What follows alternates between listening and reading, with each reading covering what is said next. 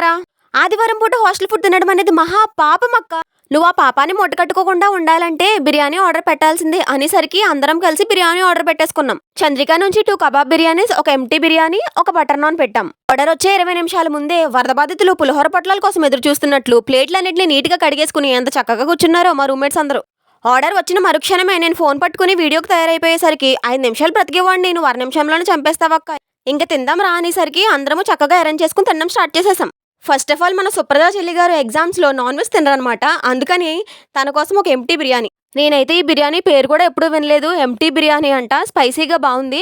Sunday in hostel empty biryani into my empty tummy, yummy yummy. ఈ empty బిర్యానీని మీరు ఎప్పుడైనా ట్రై చేసి ఉంటే ఎలా ఉందో చెప్పడం మర్చిపోకండి.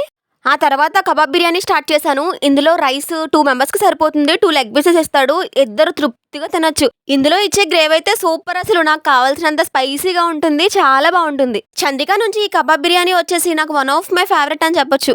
కాకపోతే అదేంటో కానీ నాకు ఇలా ఆర్డర్స్ పెట్టుకున్నప్పుడు మాత్రమే ఈ కబాబ్ బిర్యానీ గుర్తొస్తుంది.